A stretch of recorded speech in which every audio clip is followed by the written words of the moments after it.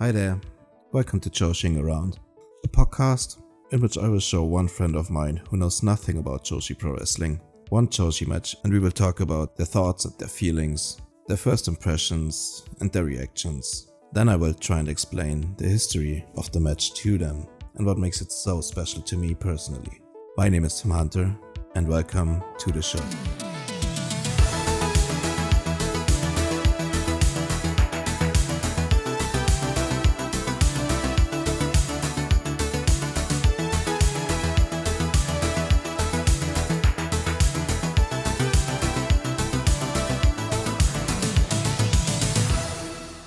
Hello and welcome to the 11th episode of Joshi Around.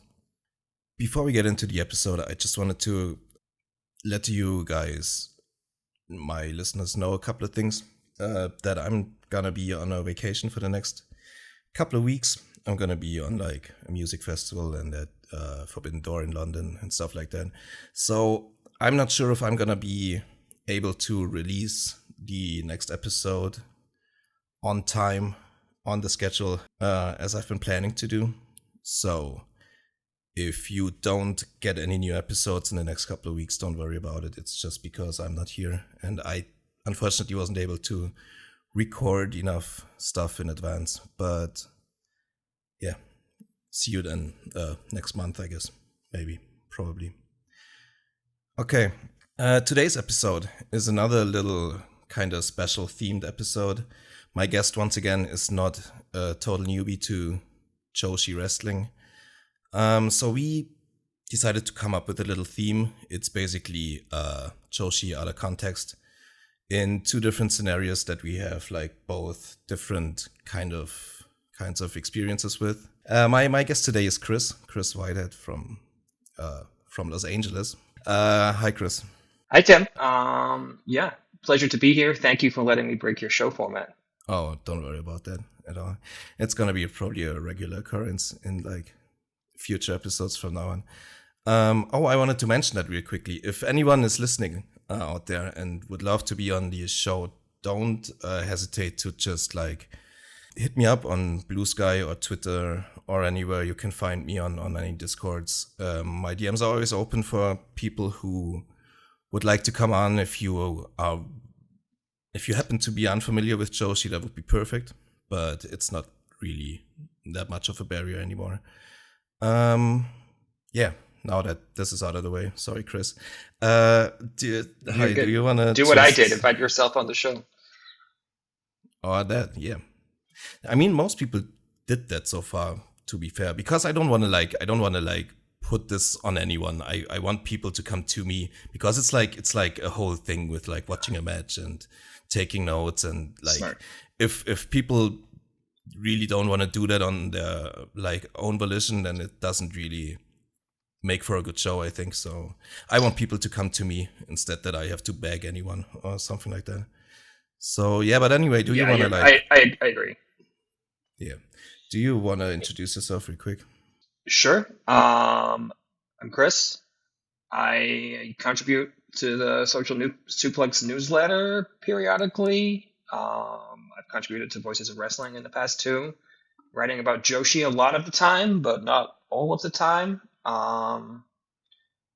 a lot of other things besides that as well, but we don't need to talk about those today. I'm delighted to be here with you, because we hung out in Japan last winter and it was a really good time. So it's nice we haven't really had a chance to quote unquote talk in person since then. So this is nice for me. I'm really excited about the topics we have today, which I guess I should be since they were my idea. Yeah, that's right. You're the second guest I know from like I've met before in real life. Let's call it. And yeah, we had a great time as well in Japan. It was awesome. Can't wait to do it again this year or next year. When? Yep. Yeah, we can talk later about that. What's your like history with like Joshi? You're not a newbie to Joshi, right? Right. Oh, you want to go into that later, right? Oh, yeah. That's basically the ties in directly to one of the things we're going to talk about. But that thing, I'll keep teasing it for now. That thing introduced me to Japanese wrestlers from Japan.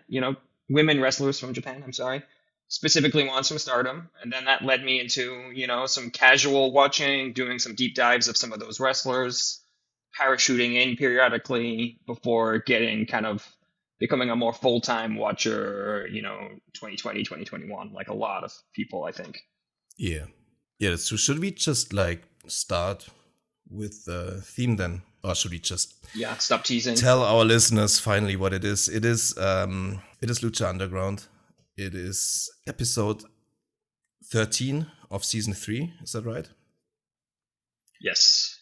And it is a gauntlet match between Penta Acero Miero. What was he calling him at the time himself? Dark Penta? At that Penta point Dark? in Lucha Underground, it was Pentagon Dark. Yeah, having Pentagon progressed Dark, from Pentagon Junior. Yeah. And he's going up against Doku, Yurei, and Hikokire, who are better known as Kairi Sane, or Kairi Hojo, Mayu Iwatani, and Io Shirai, or Io Sky, or whatever. Right. Since I'm don't know if you really know this, but I've never watched Lucha Underground when it was live. I've been kind of out of wrestling for that time. Like, I have stopped watching wrestling in like the mid 2000s, I guess, mid to late, and I haven't gotten back. I've gotten back into it around like 2016. I think I've told the story before on the podcast, but like Lucha Underground started in like 2014, and it was like petering out in like 2017, I think. I'm not quite sure, but it also was never really a thing over here. I don't think it was on any like TV programming or anyone really knew about it really. So I never really just watched it, and I never went back to get into it too. But you've been a fan of it, right? So, yeah. So it's funny. My timeline on quitting watching wrestling and getting back into wrestling is very similar to yours. Okay. I got out sometime in the mid to late aughts, I guess, and just never watched. Just went cold turkey, didn't watch anything. Yeah. That was the tail end of when I was living in the UK.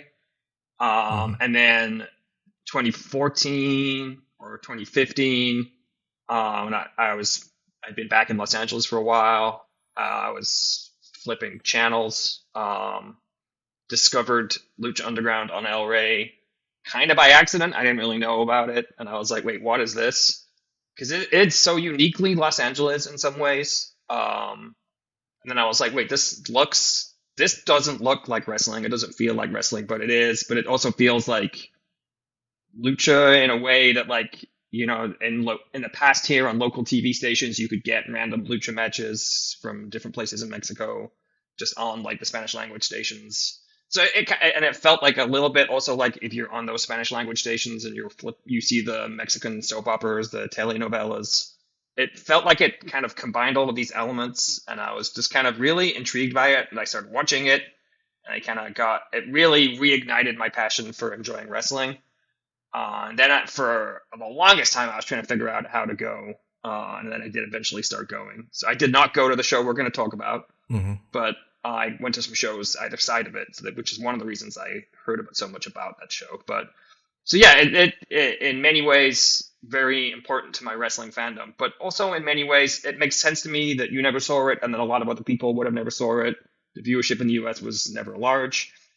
Because it's so unusual in the ways I just described, I think it turns off a lot of more traditional wrestling fans because it is so out there in some ways with the spookiness, as people say, or the different storylines, the telenovela aspects. So, yeah, really fascinating Lucha Underground in so many ways. Yeah. How do you feel about that, like, in hindsight? Do you still, like, think it was, like, a great format? I think, like, being there is probably like a ton of fun with like the live bands and like it always seems like there's a great like atmosphere there, just people partying basically. Yeah. So, but like the TV product itself, what's like your thoughts on that? Yeah, being there live was fun, like you say, but also they were long days where they would tape a lot of episodes in a row, and you would also have to. There'd be a lot of waiting around to get in because they wouldn't always start on time, and you'd be in line waiting to get in and whatever. So it could be like an 8 hour day, sometimes longer, sometimes shorter. Especially the first three seasons. The fourth season was a little bit different. But those first, and I started going tail end of season 2 into season 3, and yeah, so it was really fun, but it was also really tiring in a way that like no other wrestling I've been to has. But yeah, as far as the TV show goes, I haven't really gone back and watched a lot of it after the fact. I have cherry picked shows to watch or matches to watch here or there, and the wrestling holds up great. The roster from across, especially the core of it, which is like season 2 and season 3 in my mind, that roster is all over current wrestling in Mexico, in the U.S., in both companies, the big companies in the U.S. Like they were all over the U.S. indie scene in that kind of pre AEW indie boom. I think some of them probably have worked in Japan a lot as well. So the legacy of the roster is visible in almost any wrestling you'll watch, certainly in the United States. The approach to the TV style has never really been replicated. The way that it was shot, the way that it was written is uniquely, they had television people doing that, which makes sense. It's an LA thing. There's tons of people here who make normal, quote unquote, normal television shows. I understand why people didn't like that. It's studio wrestling in the traditional sense from the territory days, but also kind of not, because it's hyped up and filmed in a certain way. They built a set. Somebody actually asked me last week, "Oh, could AEW run a residency at the Lucha Underground arena?" And I'm like, "Well, that warehouse downtown is still there, but it's empty because periodically I'll see other things filmed in it and be like, ooh, temple." do the Leo DiCaprio gif where he points at the screen, Mm-hmm. but there's no set. It's like maybe the set's in storage and you could buy it, but you certainly couldn't. You could. It's an empty warehouse. It wouldn't be that much use to you. But I don't know. I think the legacy is complicated because so many people don't like it, and I'm guessing it hasn't aged super well. But like I said, I've not been back and watched it. But if you've never seen it and you're open to a different approach to television wrestling, I think there's probably value in it to decide if you like it or not. Wasn't it actually Robert Rodriguez who did it? Who was the... Yeah, so yes. My understanding is Robert Rodriguez founded the El Rey Network with other people, Okay. which was, a TV network on cable, that he was, heavily involved in. So I think there was multiple shows where he was the executive producer of the show. I don't know how much kind of day-to-day, week-to-week, involvement he had in the show. I'm sure probably in the initial setup and, the defining how it was going to look and feel, and maybe he was involved or some of his people were involved. But if I remember correctly, the cinematographer or director of photography, whatever you would say, is like a well-known person that's done other things that are non-wrestling things. Mm-hmm. The writers, I think, were primarily wrestling people, but I think they also had some TV writers in there.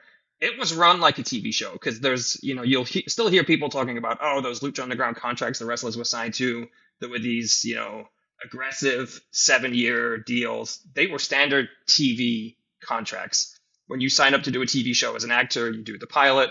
And as I understand it from talking to my friends who work in the entertainment business here in LA, it's pretty standard. You sign a contract that's for 7 years. Most TV shows don't get anywhere near 7 years. They get canceled or they just finish, and that's it. But they sign you up for that length of time in case the show is successful and a hit.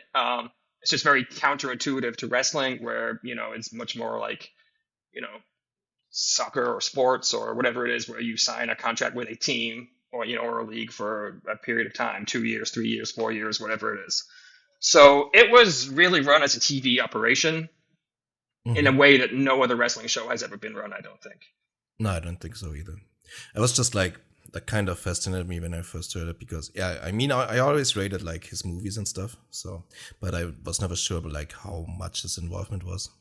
And I think they spent a lot of time making sure that you knew that the show was in LA and that the temple where everything happened was in Boyle Heights, which is one part of LA, historically Latino Hispanic part of LA that was really suited to like a lucha culture.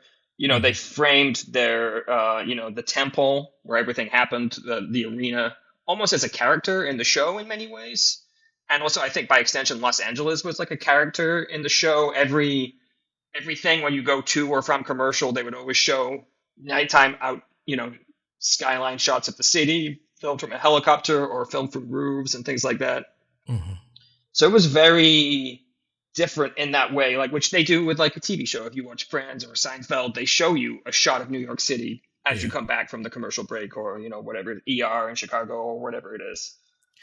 So they really went out of their way to make both the temple Hmm. and the city like kind of part of the character of the show, which I don't think any other wrestling show has ever really done that because the shows move around. I think the closest equivalent would be like a company that really runs all their shows only in Tokyo, maybe at like uh, Shinkiba Ring or Shinjuku Face Hmm. or Korakuen Hall. That but they don't even then really make Tokyo part of the fabric of the show. I guess they probably felt like Korakuen was probably the model for the temple in many ways. I think just in Hmm. terms of it being like that central location where the building is part of the act almost. Yeah. Yeah, you're right. They always showed like this pan over Los Angeles to start every episode, right? It was kind of like almost like CSI Miami or something like that. Yeah, Always this yeah, like, and they yeah. they really and they made LA look good too. Hmm. So that was good. Yeah, and the crowd was a lot of regulars. It was the same people every week. Most of the time, 80% of the people, 75% of the people would always be there. Outside of you have a life event or whatever it is. So at first it's intimidating because you're kind of like a little bit of an outsider, and you're kind of getting to know people, or whatever. There's a lot of Hmm. the same people. It was multi-generational, and it wasn't just like it was the crowd was heavily men, but it wasn't exclusively men. There was people that would come as families. There was one guy that always came with his mom. They would often be seen together. People would come with their wives. There was grandmothers that came there. There wasn't really kids. I wouldn't recommend it as a good place to bring kids, so that makes sense. But it Yeah. was like a multi-generational crowd that was, and it was heavily, as the way that Los Angeles is, it was heavily the Latin Hispanic part of the city was represented there, which again makes sense with the culture of lucha libre and it being in Boyle Heights. So it was a really good representation of LA as well as of that kind of hybrid of modern American lucha crossover style, I think. Hmm. So I guess for me personally, my thoughts maybe on the whole like format are like I'm kind of split, honestly. Like I always hate to like shit on stuff that's trying new things. I try not to be a traditionalist like as much as possible. And I do really like the aesthetics of it too, like the way the vignettes are filmed and like the whole, I don't know, like the whole flair, I guess, of the visuals, the yeah, I guess the overall aesthetics. Just, um, I think those were always really cool. Like the masks are cool of the wrestlers and the wrestlers' presentations in general. I always thought was really spot on. To be honest, the things that annoyed me the most about it, just watching it back today too, and the last week, was more like the traditional wrestling stuff, honestly. Like the most negative reaction on the entire show I had of anything was the announcers, honestly. Like I thought Striker and Vampiro was so annoying. Like those are terrible. Like the traditional wrestling announcers, like I I I don't have a good opinion on announcers in general. I don't need them. I don't really want them. And this has not like softened my view on that whatsoever. I thought like the ring announcer is what's her name again? Melissa De Santos, right? Was that her? I thought she like completely overacted and was like a bit over the top for me personally, but That's common. I've heard a lot of people say that about her. I kind of enjoyed how over the top it was, but I understand it's not for everybody. And I mhm. agree with you. Stryker and Vampiro are not good commentators. I think they understood the assignment, and I think they were doing what they were directed and produced towards doing. But I don't necessarily think that necessarily was good. Stryker has never really been good. He is always a guy that thinks he needs to use 20 words when five might suffice. Yeah. And Vampiro is Vampiro. This particular show is especially bad for the commentary because Vampiro is bringing his Lucha Underground character to the commentary Yeah. table rather than just being the commentator, which is makes sense in the big broad context long term of the show. Doesn't make sense in just as a single episode. Right, yeah, you could really tell like he was constantly trying to work this like penta angle, and he was always like leaning into the mic really weirdly and like growling into it, and it was like really, I don't know. That was the only really negative thing I have to say about the episode generally, because like I really enjoyed it. I always really enjoyed when I saw anything from the promotion, but I just didn't catch it in real time. So I guess I would have liked it. I thought the dinosaur stable was always really fun. I kind of liked them back when I like checked some of it out in like 2017 or whenever that was. I think they beheaded one once. That was sad. I liked that guy. Yeah, in fact, yes, it was Taya beheaded Luchasaurus, who was not called Luchasaurus in the canon of the show, but that name was created by the crowd at the temple, and then he went on to use that in the Indies and later in AMW. But yes, that was, I believe, if I'm remembering correctly, it was his head that was removed by with a giant sword by Taya, because Taya and Johnny and their crew were, yeah. Oh, that makes sense. I remember what his Lucha Underground name was. I don't remember. Yeah. Yeah, there was a very strange thing towards the end where Paul London had a rabbit-themed unit or stable or whatever that was. I like those guys too, though. Yeah, and that's become his indie gimmick when he wrestles now. He has this like weird Elvis-style jumpsuit, and he kind of worked out there, and so yeah, there was. I can't imagine having never seen Lucha Underground and hear me talk about a rabbit stable and being, whether somebody would think that sounds like the greatest thing ever or the worst thing ever. But there's only one way to find out, I suppose. I enjoyed those. There was this weird guy called Marty the Moth. I remember him too. I never saw him after Lucha Underground either. I think his wrestling career just kind of died after that. I've seen him precisely one time since that show. That was at WrestleCon in 2019. So it was closer to when the end of the show had happened. And I saw him at a booth. Nobody was in line to him. And I said, "Hey, Marty, how you doing?" And he was in. I said he was fine. And I was like, "Always enjoyed you in Lucha Underground. Apart from that time, you got your blood all over me." And I was kidding around, and he sincerely apologized to me for getting his blood on me. And I was like, "Oh no, I'm just kidding, dude. It's part of the show." So that's my Marty the Moth story. That's kind of sweet though. Sounds like a nice guy, at least. Other than like he was portrayed in the show, I guess. Yeah, his character was not a sweet guy, that's for sure. Right. So should we just get into the match then? Yeah, let's do it. Yeah. Do you wanna like explain? Like I know nothing really about, like, do you remember anything about like the storyline or something? Because I don't have any idea. I had kind of problems, honestly, understanding the dynamics. I don't know if there were like real pure like babyface heel dynamics in this. But maybe you can explain that to me. Yeah.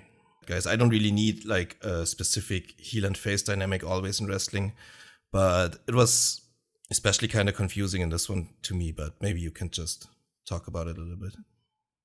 Yeah, that makes sense. So, and there's a lot of overlapping kind of story threads throughout here that are coming together in some ways, but I'll try and give you the short version. Basically,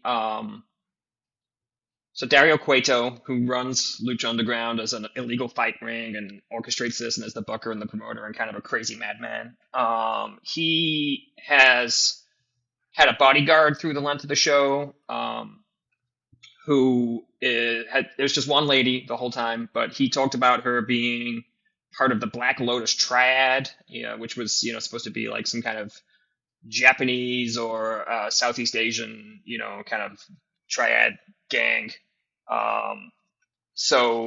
And then they had I forget the full details, but they had also developed beef over time with Penta. She had, and then there was a third character, El Dragon Azteca, who is known on the indies as Rey Horus, who also had beef with Penta. There's a lot of overlapping story threads. I won't get into all of them, but essentially at this point, Pentagon Dark is supposed to be the bad guy.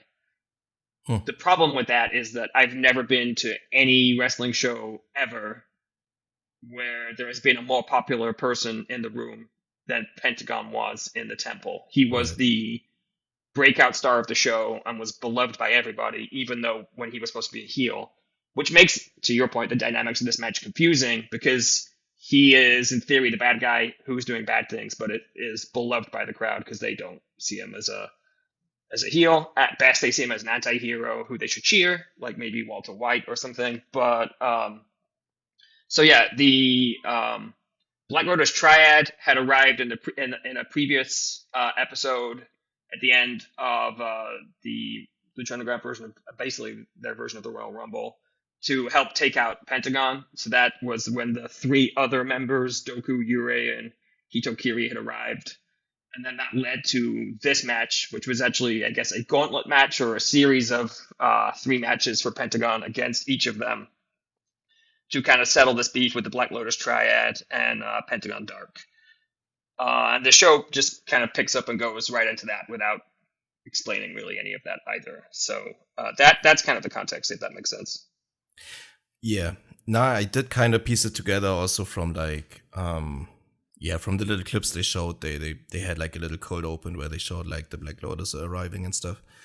I just wasn't sure whether like Penta was the bad guy in this story or the Black Lotus was, because like you said, like everyone was cheering Penta, but I thought like he was supposed to be the bad guy. So just exactly like you said. Yeah. It was a bit, I mean, she's one of the most charismatic wrestlers. Yeah. It was, and it was also like it was a bloodthirsty crowd. He's a very charismatic guy. He's a cool guy. He became a cool heel, which is usually the worst thing you can be, because then people are cheering you while you're supposed to be the bad guy. So, and like I'm not all the way into. We're even though it's episode 16, we're barely halfway through season 3, which I think did like 30 or 40 episodes.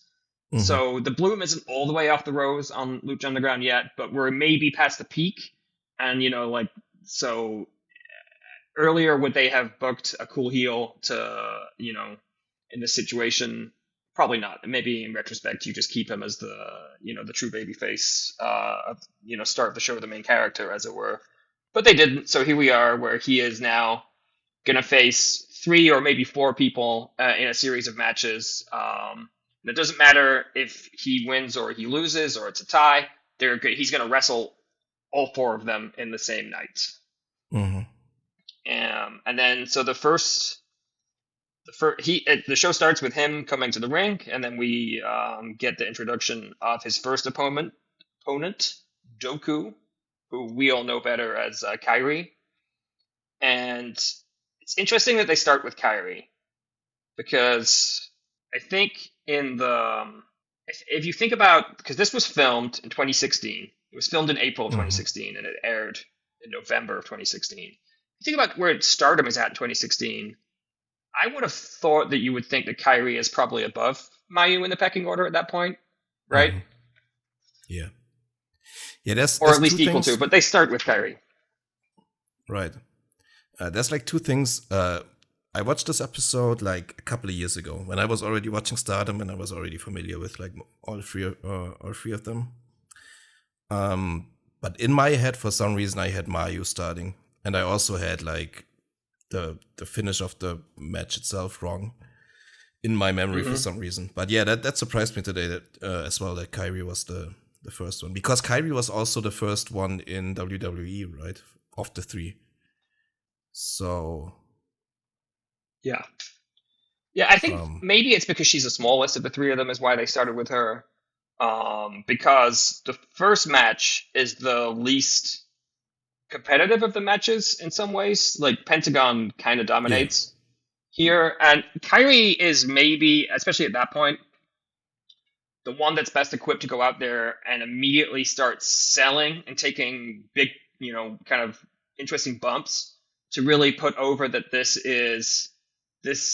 in theory, evil man is fighting these women and is, starting off, at least with her, getting the better of her right away. Like, she comes out, she starts laying in, some strikes, and they're not doing a ton. And then I think the moment that, if I think about this match, this is one of the first things I remember, and it blew me away the first time I saw it, is he gives her a drop kick kind of in the middle of the ring, and Mm-hmm. she flies into the corner, towards the turnbuckles. I mean, like, it's unbelievable to see. Like, I don't know how she propelled herself like that, but she is like halfway across the ring from this thing. And Yeah. then a few minutes later, he gives her a super kick, and the same thing happens. And I think maybe that's why they started with her, because she does some incredible bumping and selling to really kind of explain what we're going to be seeing here. Because she really, in many ways, takes the beating first and makes it look kind of great. That's true. Yeah, that makes sense. Yeah, you're right. It's kind of like brutal. Like the beatdown he gives her at the start. It's like, right. I mean, she gets a bit of offense in at the start, but then he just kind of like, Yeah, as soon as it goes outside to, like, he just throws her into walls and stuff. It's, yeah. yeah. And then she throws her all around the arena and just beats up on her for a little while, and then they eventually get back into the ring, and she gets a brief comeback. She hits some Mm-hmm. strikes. She gets off her spear.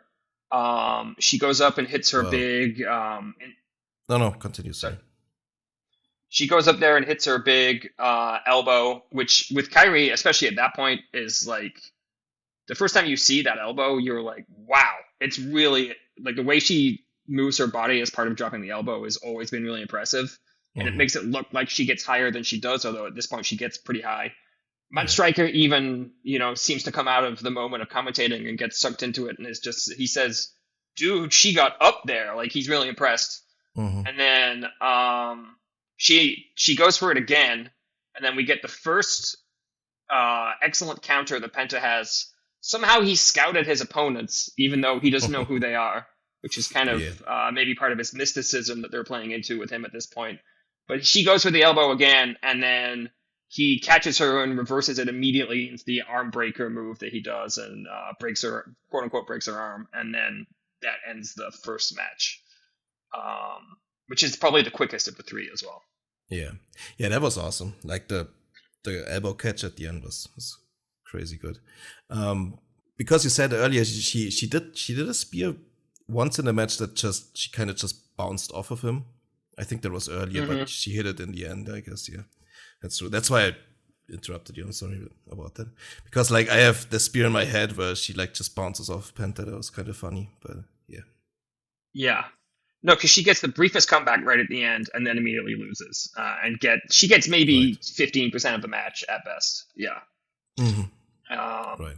and then we go to we go to some Lucha Underground, interstitial vignettes, which are building to other stories in the show that aren't relevant to what we're talking about, and then a commercial, and then we come Mm-hmm. back and we go into the second match, unless you have other things about the Kairi match to talk about. So the second match is against Yurei, which is Mayu Iwatani, the Mm-hmm. now icon, who, at that point, as we kind of talked about earlier, Mayu was Mayu, but she wasn't the icon at this point. She was still, you know, Io was still, the top dog here. Um, but Mayu's great. She comes out and immediately starts doing lucha with Penta, Mm-hmm. which is great. It's like really good actually. Oh yeah. They do some lucha things, and they both look really good doing it. Pentagon is a great base, Mm-hmm. even though he's not the biggest dude, and he makes her lucha stuff look really good. Mayu seems like kind of a wrestling dork, so she was probably really excited to do it. Is my guess. She seems like somebody that would have watched a bunch of lucha tapes in her life. Mm-hmm. And then we move on to something that is super common in Lucha Underground and is also super common in Stardom, which is chair bowling. Mm-hmm. Right. He Yeah. starts whipping her into the chairs. There was a certain corner of the temple.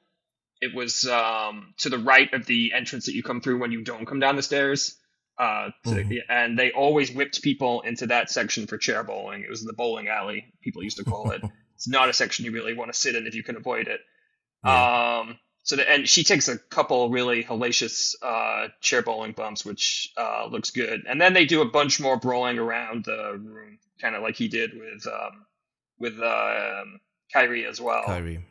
Mm-hmm. Um, yeah, so they do some more of this. They're but after that initial lucha section, there's just a lot of crowd brawling, and there's not a ton of kind of other notable things in this match. The best part is really the kind of how they finish this match, again, with him having scouted his opponents somehow. But I don't know if you have anything else to say about the kind of main part of this match with Mayu. I was like I thought the Mayu was still a bit like hesitant with some of the stuff, with some of the chair bumps, and also with like the bell shots. She took like the ring bell at some point and hit Penta with it, but it was like very easy hits, let's say. I think I talked about that in I think I talked about that with YK in my last episode, which also had a Mayu match around a little bit later, but around like that stage of Mayu Iwatani, I'd say. And she was just not as confident in herself as she is now, or like is what I thought. But you're right, she immediately she did some really, really impressive stuff as well. Like the head scissor spot at one point where she was just flying around Penta was so awesome. That's what I really noted cool. down. Yeah, you're right about that bell shot. It was Lance Storm would have approved of that one. Exactly, yeah. I don't know if you were gonna get to this point yet, but like that pile driver, you wanted to talk about the finish. Yeah, so it's a much like it's great where he on the first match with Kairi, she goes to the elbow and he immediately counters it into the arm breaker. In this match, she comes off the top rope and tries to hit him with like a senton so that, her back would hit his chest and he would fall over, and then she would do something else. But he has it figured out, so he catches her and she lands perfectly upside down, so instead of knocking him down, he's still stood up, she's in that position. And he barely has to maneuver her body at all to immediately hit her with his signature package pile driver. For the win, and it's so crisp. It's crazy. Hard to believe these people had never wrestled before for how crisp this move and counter and finish is. It's even better than him countering Kairi in the first match. Do you think they redid some spots? Did you ever see that when you were there, that they like redid spots or something? Because it was like basically produced like a TV show. They could if they wanted make it as perfect as possible by just doing stuff again, I guess. Did that ever happen, really? There was definitely times where they did things over for editing purposes because, maybe the camera didn't catch it or it wasn't quite what they wanted it to be. It wasn't super common, but it did happen. Every match that you saw on TV was shorter than the version that was wrestled in the ring live. That's for sure. That's one of the reasons the tapings were so long, because the wrestlers would... What might be a 10-minute match on TV probably could have been a 15-minute match or longer live because, wrestlers love to do their stuff. And then I wasn't at this taping. I heard so much about this taping from people who were there, like in the weeks afterwards at tapings I did go to about how cool and great and how stoked everybody was on this. And then, like I said, this was taped in April and it did not air till November, so it was quite the long wait having heard so much about it. But maybe they did that one, maybe they did it perfectly first time, but either way, the counter is great and the package pile driver looked sick. Like it looked like he killed her, and of course he didn't because she's fine. It's 10 years later, almost 9 years later. I didn't want to accuse them of like botching it or something. I can totally see them just acing it the first time as well with the catch. But I thought like the pile driver too, like he doesn't just do like the normal package pile driver. He like goes backwards and goes into the ropes and does like a running, jumping package pile driver. And that was almost like, I don't know if you ever watched the match I did with like Snazzy the other day. It was like Linus Asuka and Jaguar Yokota. I did. And we were talking about this running sit-down pile driver they did in that match. I think the one in the 80s was like a bit more brutal even because it was like a sit-down instead of like the package thing. With the package thing, you can see like Penta protecting her a bit more. Also, Mayu is like tiny compared to Penta, so he can hold her very safe and Yeah, so it was the her perfect head intersection. doesn't touch the mat, essentially. Yeah, sorry. Yeah, it was the No. perfect intersection of being safe and looking sick. Yeah, exactly. Yeah, and yes, I did listen to that show. I try and watch the matches that you guys do before, especially if I haven't seen them recently. And oh my god, if people haven't watched that match or listened to that show, that pile driver is one of the sickest things I've seen in my life. Yeah, absolutely. It's disgusting. That's a laudatory statement. It's disgusting. Yeah. Yeah. So then Pentagon he's beaten both of the first two people. He breaks her arm after pinning her with a pile driver because that's his deal. And this whole thing is built around arm breaking. He had broken the arms of the people I mentioned earlier, Dragon Azteca Jr. and Black Lotus Triad leader, whose name is escaping me at this moment in time. So he's breaking arms as he goes. Apparently it's Angela Fong, I think. I looked it up. I'm not sure. Yeah, that's not her Lucha Underground name. That's her wrestler, normal wrestler name. But yeah, it's not important. But yeah, so he's won 2 matches. He's broken 2 arms, and we're ready for the third match next. Right. And there's some more kind of vignettes for the other parts of the show. There's more commercials, and then we come back, and his third opponent is Hitokiri, who we know, of course, is Io Shirai, or people are may know her as Io Sky, right. Which just bums me out to say. I have to be honest. Io Shirai is such a cool name already. Why would you change it? But let's not spend an hour on all my various complaints about that. And this is the in theory, this is the final boss of the 3 of these. Even when this crowd doesn't really know who any of these people are, or maybe a handful of people do, Io, even in 2016, has that presence that when it comes out, people are like, oh, this, she seems important. She carries herself in a certain way. She comes down the stairs. She looks cool. All 3 of them are wearing the same outfit. They're wearing like stretch tight leather pants or pleather and like a leather crop top or whatever. So even without having different gear, she still comes across cooler. At least she did to me the first time I saw it, and did to me when I watched it back. She just has that kind of Io aura about her. Yeah, I mean, she also immediately does like the insanely cool like double jump moonsault and the dive to the outside. That's just that's my first note here says like she gets into big Io spots. I wrote down right away. Right.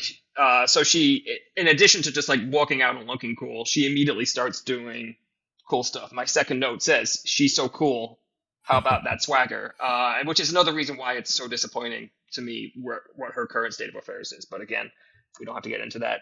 And then unlike the other 2 matches, she really takes a lot of the match here. She beats up on Penta more than either of the other 2 did combined, probably. And then again, they go back to the chair bowling alley, and he whips her, and she really goes for it. I think there's 2 different ones where she just takes wild chair bumps. She ends up in the back row of those chairs. Yeah. Absolutely. Yeah, I think there's 4 or 5 rows of chairs there, and she's all the way in the back, and it's up against like a wall because the next set of seating is right above there. Yeah, so she is like going all out into making him just look, like a madman. And then they're rolling around a bunch. There's like so many out of the ring spots. I didn't even like really write a lot of them down. But it all builds to one moment, which we can get to. I don't know if there's anything you have before kind of the most memorable thing from this whole show, probably. I don't really. My notes say here the chair bump was absolutely crazy. That's the one I noted down the most. Like, I wrote somewhere in between here. I said, "Fuck man, Vampiro is bad." So I don't know exactly what he said there. But yes. And I He's thought like speaking in riddles and doing Vampiro stuff. Yeah, it was crazy. I thought some of the kicks and chops, I think Penta, no, I think that was Io actually who gave Penta a kick to the face, which just sounded insane. Well, I think they may have also enhanced those sound effects somewhat in post, but I was just about to say that. Yeah, they all the kicks and the chops had sound effects added in post because they all kind of sound the same. But I'm not against that, you know. Nah, it's whatever. But that's another thing that drives the purists wild, I think. Yeah. Sure. Yeah. So then, and this all builds up to, like I said, probably the most memorable thing in this episode. One of the most memorable things in the entire run of the show, and joining the lore of most memorable things from the show is the way this set is built. In one corner of the set is Dario Cueto, the booker, owner, madman who runs this place. He has his office. There's a little door. You go into his office. They film a lot of vignettes in there, you know, people talking to him in his office. And then it's supposed to be in the corner of the arena. And then there's a roof way up high above at the top level of the bleachers, which are maybe 20 or 25 rows of bleachers. And there's a few times in the history of the show where people do wild dives off the top of the office. The most famous one, I think, is Angelico. Does a running crossbody from the top of the office all the way into the ring and is caught by a few people. It's wild. It made his career. So Io goes up there, and then you're like, oh no, what's she gonna do? You know, like she's famous for doing moonsaults. What's she gonna do? There's no one else down there to catch her. There's just Pentagon. It's not like, you know, a Stardom show where there's all the rookies or anybody else. There's just him. And I'm not exaggerating. It's really high up there. It's probably, you know, 15, 20 feet up there. And then you're like, oh my God, what is she going to do? And she does a crossbody, and she doesn't just gently jump. She jumps off there, hits that crossbody. It looks insane. Like he catches her perfectly, so it doesn't seem like either of them really get hurt. And you have one chance to do this. They both absolutely nail their part of the assignment, and the crowd goes apeshit. Right. Yeah, that was, like you said, it looked really cool. Like she just really got air on that too. She wasn't just like dropping down or something. And I thought like earlier you said with like the Kairi example, or was it Mayu? I'm not sure. No, it was Mayu.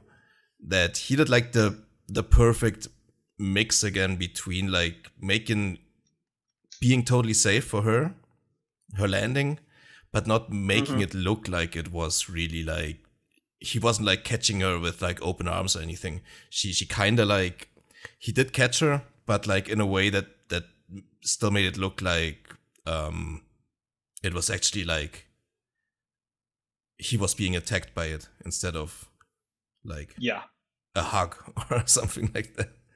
Yeah, exactly. I mean? It's kind of hard to describe, but like it's that perfect like mixture between being safe and making it look sick. Yeah, and it's, you know, this is, maybe I'm extrapolating too far, right? But in those first two matches, somebody goes for a diving move. Mayu goes for the elbow. Kairi goes for the elbow. Mayu goes for that senton, and he catches them, and that's how the match finishes. Where in this match, Io's like, well, I'm going to go all the way up to the top of this office building, and I'm going to jump off on this guy. He's not going to be able to reverse this. And of course, he's not able to reverse this giant crossbody from the top of a building, almost. Now that makes sense. I can totally see that being a story they wanted to tell in this. Yeah, and then shortly thereafter, they get back in the ring, and she actually wins this match. And it's a fantastic. It's like, it's good on its own merits. It makes sense with the other two that come before it. It's probably twice as long as the other two, is my guess as well. About, yeah, maybe. Yeah, she won with the Destroyer, right? That's right, yeah. Which is funny, because that's not really a move that she does a lot, or did a lot. I was wondering about that, if like, when she got there, Penta, like, just told her how to do it, or if they just... Yeah. Yeah, he's always been a great taker of Destroyers, so that would make sense, yeah. For sure. And I think he has to do more than her anyway in that move, probably. I assume so. Not quite sure, yeah. But yeah, that looked quite amazing. And then they did the arm breaker spot. Did Io break his arm too? Yeah, so no, Black Lotus comes out and Mm-hmm. she comes down the stairs and uh, Kairi and Mayu reappear at her sides, nursing their broken arms, and they all come down. And Black Lotus breaks one of his arms, and then El Dragon Azteca returns to Lucha All Underground for the right. first time since he got his arm broken, and he comes down and breaks Pentagon's other arm. So, Mm-hmm. despite the fact that Pentagon broke two arms in the first two matches, the show ends with him having both of his arms broken and his various enemies standing triumphant over him. Mm-hmm. Yeah. It was kind of the happy ending, although the audience Yes. was probably Although they love him. different opinion, but yeah. I mean, they Yeah. cheered So Black Lotus too. It was kind of like just 50-50, they did. I guess. Yeah. It's really one of those crowds where they just love everything. They're just, you have full Yeah. buy-in to everything, you Mhm. know, because like I said, it's so many people who are there all the time. And also, of Mhm. course, like, you know, it's a TV show where they want it to sound good. So there is, you know, periodically there are people that are like kind of hyping up the crowd. Vampiro would do it a lot. He would get up from the announce desk and hype people up and things like that. So, but I didn't actually say at the start, the reason why I wanted to talk about this is because this was the first time I saw any, you know, people wrestling from Stardom, or probably really any Joshi matches that weren't like random historical matches that came across my radar. So, and I'd heard so much about it from, you know, the months before from people who were there. And then I finally saw this match on TV and I was like, what is happening? Because 2016 is really only the cusp of women's wrestling becoming a serious thing in the United States. Mhm. So this is like seeing a whole other dimension, to see like how great these women are, how different they are in style to American wrestling, how especially EO at that point. So this was really the, you know, my gateway into all of that. And then I started doing deep dives on Io Shirai, Mayu Iwatani, lesser extent Kairi. Mhm. And that's how I discovered all of Io's early matches have that one guy screaming Io the whole time, uh, which is a vibe, I suppose. Mhm. And really just getting sucked into becoming a part-time Stardom watcher. And then as it became more accessible over time, a little bit, instead of just deep diving into historical matches, slowly starting to watch matches as we get further ahead in time. Yeah, and this is kind of like the question I kind of pulled back earlier. That's on my mind a bit. Maybe I just wanted to know your opinion. Like, I'm not entirely sure of the timeline. When Kairi first was in the what was the tournament called? Some WWE like The Mae um, Young Classic? Mae Young Classic, exactly. And then she basically got into NXT from there on, and then EO like 2 years later, I guess. Or I'm not exactly sure of the Yeah. timeline. So I think Um, Kyrie went to WWE for the Mae Young Classic, which was in 2017. mhm. So my assumption always was that whilst I'm sure they had scouting networks, I think this match being on American TV, I assume put all of them on their radar because this aired in November 2016. The Mae Young Mhm. Classic was July of 2017, so 6-7 months after it aired, but you know a year and change after it actually happened. So Right. that's long enough for them to figure out if they want to hire somebody and get through all the processes of actually hiring somebody and bringing somebody over. My Mhm. understanding is they actually tried to sign both of them at the same time, and there was some issue that hung up EO. I don't remember if I it was think she didn't get through the physical or something. Like she had a neck injury yeah, or something like that. I couldn't remember if it was an injury or a visa issue or something that hung her up, and she ended up being there a year later. But my Mhm. assumption is this is what got them on the radar, and I always assumed that if Mayu was the kind of person that would have wanted to wrestle in the Mhm. United States full time, they would have picked her up too. I think Right. the general consensus is that she never wanted to do that. No, that's quite it's quite apparent, especially now. Like she, yeah, her still staying in Japan. Like she said so herself. She has terrible like travel anxiety and wouldn't want to be away from like her family and pets and all that. And she wants to stay in Japan. That's pretty clear now. Yeah, no, that was going to be my question. If you think that this is basically like what caused the WWE to want to sign these women, I guess, or what put them on the map in general. Yeah, I think if you connect the dots, this seems like the dot right in the middle of the three dots. Right. So yeah.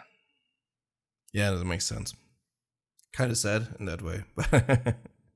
Well, what can you do? Yeah, it opened the gate to a lot of people, I suppose. Yeah, that's not the sad part. I mean, the sad part is that they are then like rotting in the WWE and having not so great. Yeah, I mean, wrestling. It's good for them. They make a lot more money, I guess, than they ever would have in Stardom. So yeah, it's complicated for us. I know it's complicated for me because I want to be pro labor, pro wrestlers, and have them, get the best opportunities for themselves. But also at the same time, like I don't want them to wrestle in that company because it's not a good use of their talent for how I see wrestling. Yeah, but so it's conflicting in some ways. Yeah, no, I totally agree. Yeah, one other thing I wanted to talk about before we get into like the main topic, I guess, that's surrounding this match somewhat. The Penta was like one of my favorites for a time. I don't know if I've ever said this out loud or something. Like at the start of AW, when I first I think I was I've gotten familiar with Penta. I've seen like some clips from Lucha Underground and stuff like that. I've watched like when he was in Impact. I watched a couple of matches, but like when AW started, he was like immediately one of the guys I most like gravitated to in that company. I always thought that he deserved like more of a main event run for just a couple of months at the start of AW, or like just a bigger spot in general, but that never really came. And then he like kind of like, he kind of like, how do you say it? He kind of like wasn't the old Penta anymore at some point, I guess. Like with the effort he brought into his matches and stuff, he just kind of like coasted. That's the word I'm looking for. And when he started coasting, I kind of started to say whatever with him. But for a good while there, he was like one of my favorite guys in all of wrestling. So for me, I agree. A cool, like match in that way. Sorry.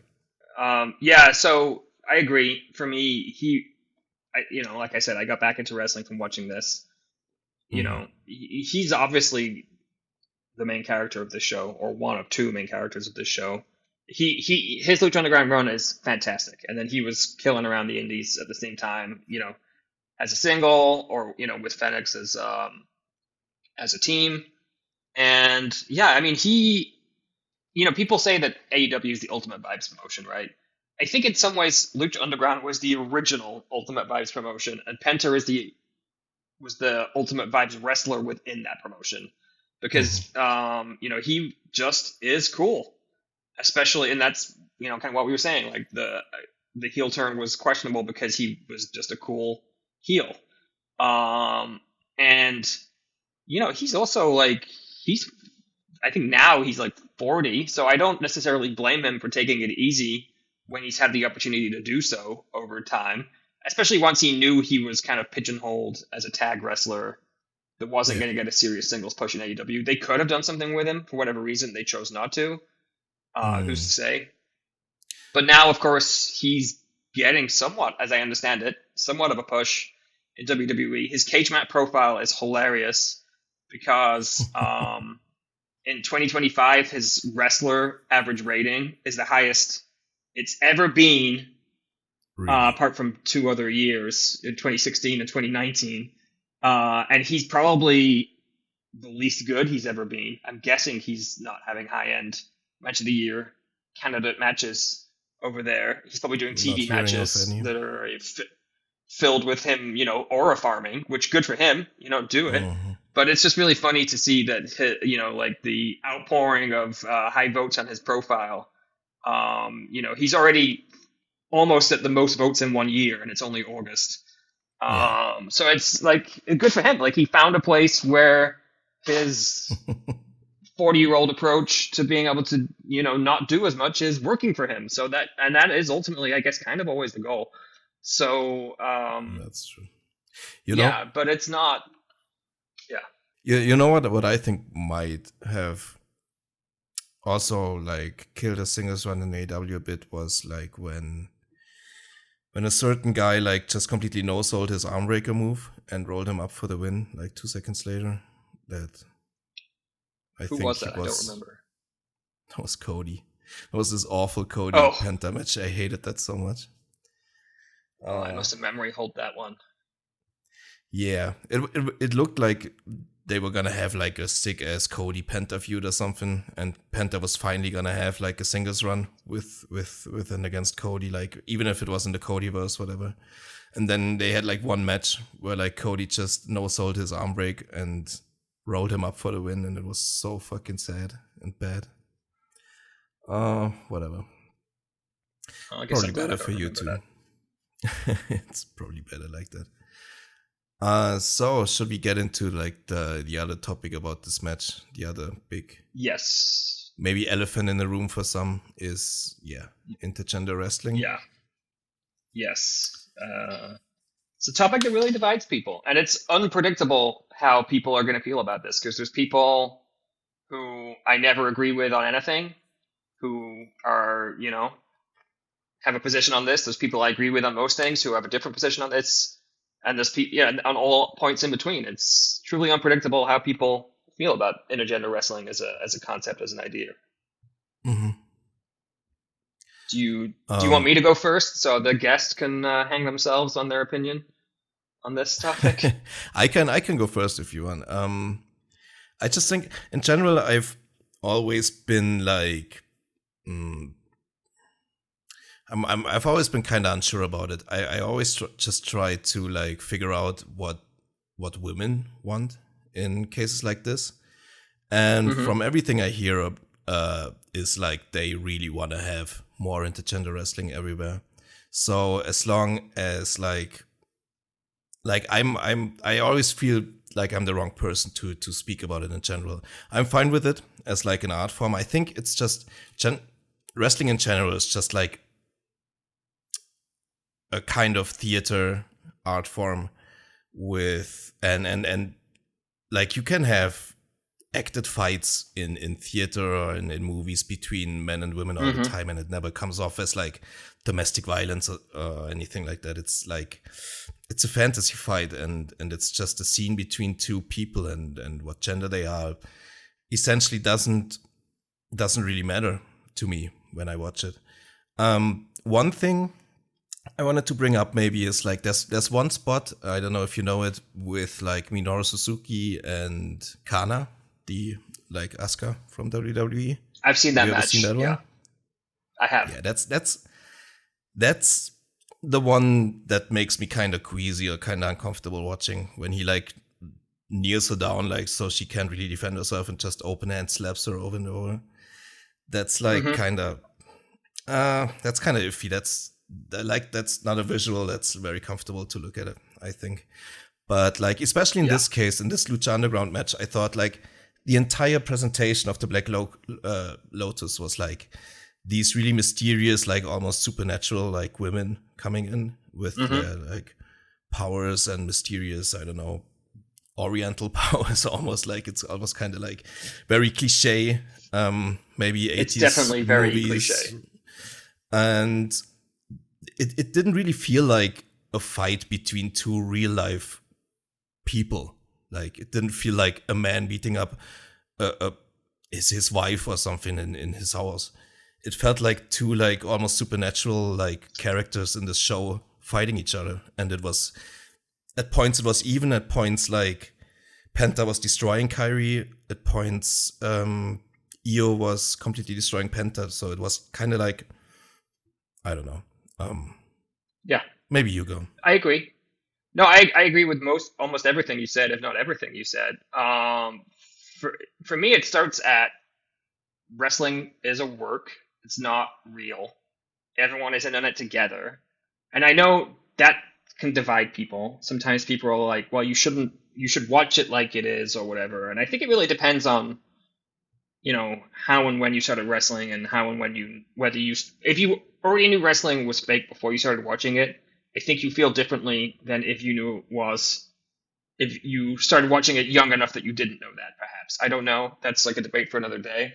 But knowing everything always is they are working in collaboration with each other, to me, there's, like you said, the movie thing is the same thing, right? There's no scenario in it where it feels like uncomfortable violence between a man and a woman. And when people bring up domestic violence, I really get confused and honestly a little suspicious about why that would be a thing, because it's like, well, these people are not, unless they're actually spouses, or dating, these people are, not in that kind of a context. To your point, these are assassins that were brought in to take out a guy. Of course they're fighting him in the context of this show.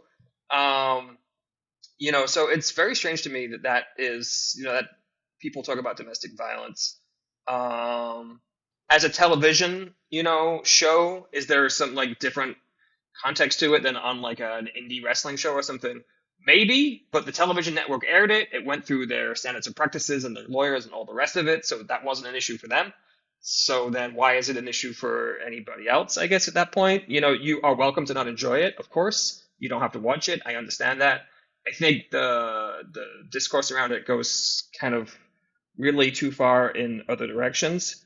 I think the most important thing I think about with this is that if you watch a women's match that you talked about on a previous episode with Snazzy, or if you watch a Tam versus Julia main event from a couple of years ago, or insert wrestlers here from the history of Joshi wrestling, you are going to see significantly more violent matches between two women than anything you saw in this match. So that to me is just like, these Japanese women wrestlers are brought into a extremely physical culture of wrestling. That's kind of historically always been the style. It's still a big part of the style. So this was nothing compared to most of that. Some of the chair bumps were a little sicker, but that's just probably because Pentagon is able to help propel the wrestler a little faster than maybe, insert, smaller, lighter wrestler from Japan here. And to your point about the Suzuki Kana spot where he's, has her and she's like somewhat unprotected, Chi-Chi and Aya Sakura did almost that same spot themselves on January 3rd of this year. It just looks different when it's a man and a woman. But, I bet Kana was all about that spot. I bet it was her idea. No, probably, yeah. But I don't know that for sure. But so I think the thing you said first is the most important thing. How do the wrestlers feel about it? How do other women feel about it? To me, is more important than how I feel about it, how podcasters feel about it, how random people on Twitter feel about it. Right, and that's like the other like kind of suspicious thing too, right? The people who are most upset about it and like immediately bring up domestic violence and stuff, that's always the men, right? The male podcaster types who like try to bring up some like fake outrage about this. So go watch Tam and Julia headbutt each other and get back to me. Right. Yeah, it's like this whole thing, like I talked to you about this earlier, like Brian and Vinny from like Figure 4 online. They always blamed this match essentially for the downfall of Lucha Underground because they thought people stopped watching the show after this episode because of the intergender violence that was shown on it. And I always thought that's like completely ridiculous. I looked up like the spreadsheet of the ratings numbers, and this was one of the lower rated shows, but I don't really blame that on the content. I don't know anything about the context, what the competition was on that night or anything. But one thing you could very clearly see. Sorry? It aired within a few weeks of Donald Trump winning his first presidential election in the United States. Okay. So there was definitely a lot of news at that time. For sure. Now, what was the main thing that I wanted to point out about this like ratings chart is that like viewers went up a lot after this until the end of the season. Mhm. Basically, the end of the season was basically the high point. So people didn't stop watching after that. That's just complete nonsense. And like there's just straight numbers that say so. So I don't know what trip like Brian is on about this, but it's kind of ridiculous. Yeah, I mean, people can feel the way they feel. The thing I would add on to what you just said about the ratings is if you look at on Cage Match, every Lucha Underground show sorted by the show's rating. This is the sixth highest out of I don't know, probably 130 something episodes. So Right. it has a rating of 8.93. There's only 5 shows with a higher rating. 2 of those are, the last show of a season, which is traditionally, has all the biggest matches they built up to over a whole year. Mm-hmm. So the people who watch this show certainly didn't feel that way about it or have any problems with it. It has, and it's continued to be rated highly over the years. I think Pentagon joining WWE has led to people going back to watch his career, perhaps, because it has more ratings in 2025 than it had in 2024, 2023, 2022, and 21 combined. That's funny. Yeah, maybe that's the So case. Yeah. people are still seeking this out, enjoying it, and rating it highly. It has from its 8 ratings this year, it has a 9.5. Yeah, I can So totally see like clips of that going viral too, with like Io being there and Penta, and like from yeah, some WWE aggregator accounts or something. I don't know. 3 of the 4 people involved in this match work there now. So yeah. Yeah, right. So yeah, I don't think it's true that this was the jump the shark moment for this show at all. Not at all. No. Okay.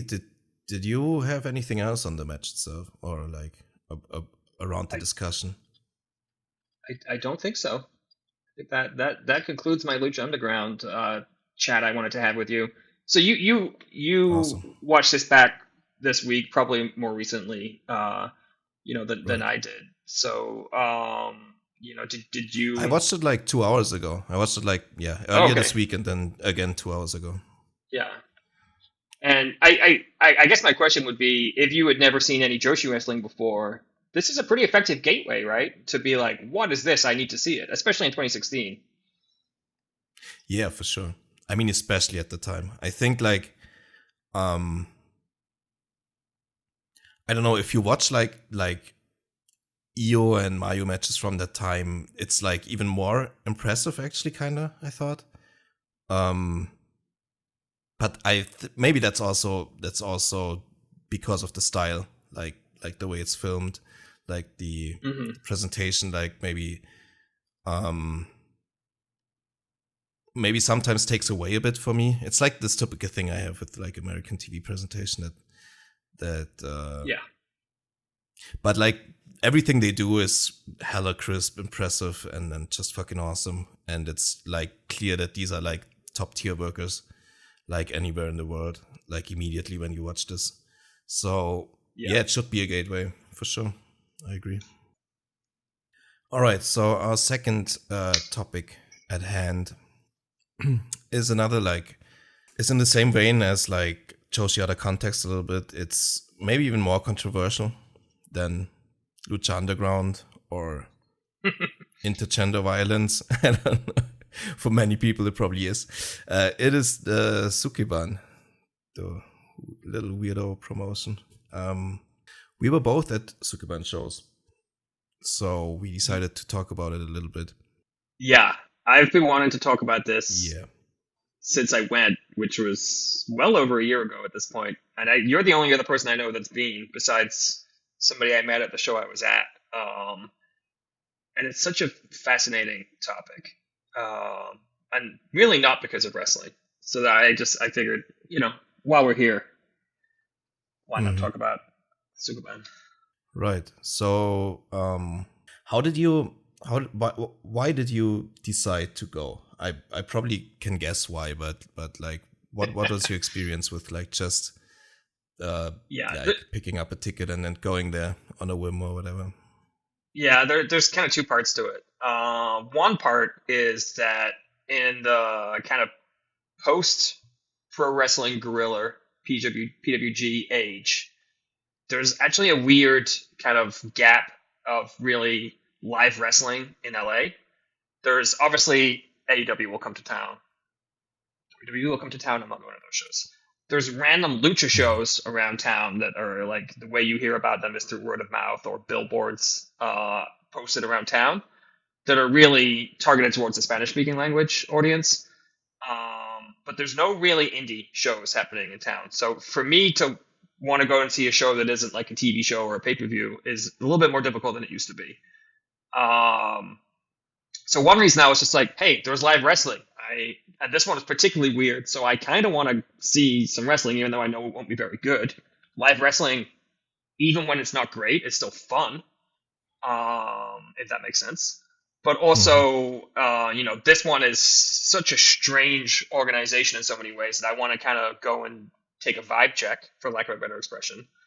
And then the other kind of more pertinent reason that drove me to that I might not have done otherwise was because like how many chances in my life am I going to get to see Sareee live, right? So I was just like, Right. if she's on the show, I'm going. I wasn't sure she would be, but I was kind of hopeful. I was also hopeful Soriano would be on the show. She wasn't. Mhm. Um, but I later saw her wrestle in person, so that kind of made up for that. So those are the two main reasons. Yeah. How about you? So maybe, yeah, maybe first before we get deeper into it, we should maybe explain to the listeners who are unfamiliar with it what even is Sukeban. It's like this kind of strange promotion of like Western. I would say it's safe to say it's like non-wrestling people just signing Joshi wrestlers and putting them in weird little costumes um that are weird design. It's like it's all designed after like 70s street gangs in Tokyo or something. It's supposed to be at least. Um and they have different names than they have like in their when they're actually wrestling in Japan. Yeah, And it's all a bit like silly. They're mostly in vacation mode whenever they are there. So it's like everyone goes like 30% at most when they're yeah, actually wrestling. But the shows are they're different too. Like the audience is different. It's yeah. completely I don't know what your experience was like. Maybe first Really quickly, my yeah, you go. understanding of Sukeban, how it came to be, is that there. This is something that's based out of New York City, where there's Mm-hmm. people from the fashion industry and the arts Right. industry who somehow understand what Joshi wrestling is, who understand that it has a niche popularity. They understand anime is extremely popular, especially with younger people in the United States as well as in Asia. And this nexus of overlapping interests led somebody who has disposable money and is able to find other backers to kind of launch this Mm-hmm. company to be like, we're going to film these wrestling shows and we're also going to make anime cartoon stories and we're going to fit them all together into some kind of TV show format and we're going to shop that around. None of that has come to pass yet. They started in 2023 with their first show. It's Mm-hmm. now August 2025. They've run 6 shows in total. Yeah.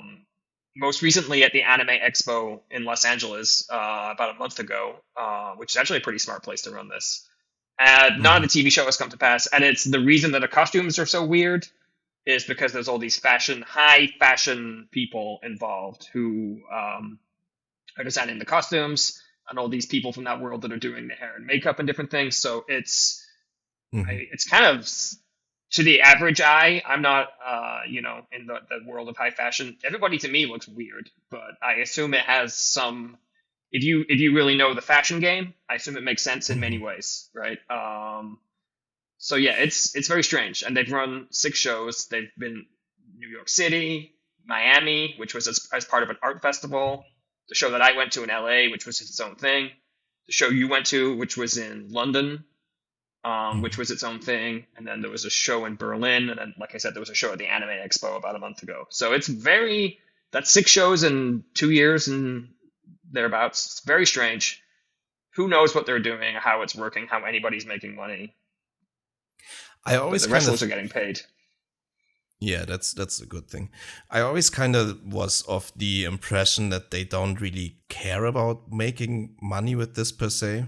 That it's more like a fun hobby they want to do on the side, because like what I heard, it's like there's some very wealthy people involved who don't really care about making like this little loss leader for, like, they just want to have a good time at their parties. And like the stage is like, in London at least, it was almost like a runway, from the stage to the ring. So it was almost It kind of was. like a fashion show where they like paraded these like their costumes around. And it also felt like what I heard, some rumors there, I don't know where I heard them, is like most people there weren't even like really paying ticket customers, but more like just their friends from the fashion industry that were invited to the event and just were there to have a fun, good time and party and drink, and aren't wrestling fans at all. And it's just a freaky little thing they do for entertainment at their parties. That's kind of Yeah, and it's kind of how I see it. that's exactly the same as the show I went to. There was a runway esque, path to the ring. The vast Hmm. majority of people there were invited guests who had not bought tickets. There was two different types of wristbands at the show I went to. All right. I guess I'm dumb because I bought a ticket, so I had a pink wristband. The people who were Hmm. invited guests had black wristbands. They were in one section. We were in a different section. Yeah, there was a lot of the people they invited were from the fashion world, from the art world, from the various parts of the Los Angeles entertainment industry complex, and a lot of influencers, content creators, Instagram influencers, TikTokers, whatever all those people's deal are. And Hmm. I think it was maybe 20% wrestling fans at best, maybe less, Yeah, at most. I the think show I less went probably to. even. Yeah. Do And now the show you went to was at a real venue, right? It was a venue that regularly hosts wrestling. Was it your call? Yeah, yeah. I think Rev Pro is there regularly too. From what I heard, or was it Yeah, Progress? I'm never quite sure. There's I wrestling think there usually. Yeah. I think it's Red Pro. Yeah, the show I went Yeah. to was at a very beautiful old Art Deco era hotel that is kind Hmm. of closed and not used for anything. Just Yeah. for people, especially for people who don't live in the United States, the Art Deco Hmm. era in the 1920s. That's a pretty old building for California. Uh, that's like that's like the equivalent of a 500-year-old building in Europe, probably. But it was Okay. this beautiful ballroom in this kind of beautiful semi-renovated hotel building, and it was like in some ways, as like a person who has like soft level of interest in LA history and architecture, it was kind of a great Hmm. opportunity to go to a place that I would really have no other opportunity to go to. So that was like almost like a side bonus. And they Yeah. also had set it up that there was in the outdoor area there was like a bunch of street food sellers, selling different types of food at a bar. And there was like an artist's alley where people were selling, like art and different prints and shirts in addition to the merchandise that Sukeban was selling at really high prices. And so I got there and I felt so out of place. Like I'm not in the art world. I mean, I like art, but I'm not in the art world. I'm not a fashion guy. Hmm. I'm not in the entertainment industry. I'm not a content creator. So I was just like, oh boy, like I'm used to being at a wrestling show. I don't really understand what's happening. So I was just kind of trying to find a bar, get a drink, stand in the corner, look at my phone, and wait for the show to start. I ran into another guy that was experiencing the same existential crisis that I was. Okay. And he was wearing a Natsupoi shirt. So I was like, I'm going to talk to this guy because he clearly Hmm. has the same interests as me. Yeah. So, I am not afraid of approaching a stranger and starting a conversation. I think this was the correct time to do that. So I started chatting to this guy, very nice guy. I eventually run into him at a couple shows since. Okay. Um, and we bonded over Natsupoi, as all, good and normal people should. And then Absolutely. we kind of hung out and watched the show together, and kind of just survived this weird environment as a pair of normal wrestling fans in a very abnormal setting. So it sounds like your show was broadly similar. Yeah. I also like I was actually there with David Hayter, who also writes for the Social Suplex newsletter sometimes. It was kind of unplanned. Like on the same evening, I just said, "I'm in London. Are you at the show?" And he says, "Yeah," and we just met there. First time we met too, but he's a lovely guy. It was an awesome evening in general. I wanted to know, like, how did you feel? Like, how was the audience and the atmosphere there? Like, for us, it was like, actually, it was really a lot of fun because, like, these people were like, these fashion and arts people there, they were going crazy for like everything. And it was like actually a really good atmosphere, like a lot of fun, like just, like for every single drop kick or every single clothesline, I don't know, they were just losing their minds over it. It was kind of fun seeing them just probably watching wrestling for the first time in their lives. Most of them, I don't know. I don't know how that was at your place. If people were interested in it at all, or how was it? Yeah, that's one of the reasons I wanted to talk about this, because everything you said was the same where I went. There was clearly a lot of people experiencing, if not wrestling, live wrestling for the first time ever. And yeah, so there's a famous Bryan Danielson quote where he says, if you show anybody excellent professional wrestling, they will become a fan of professional wrestling, right? Or that's something like that is the quote he gave. I think this show that I went to proved it doesn't even have to be excellent.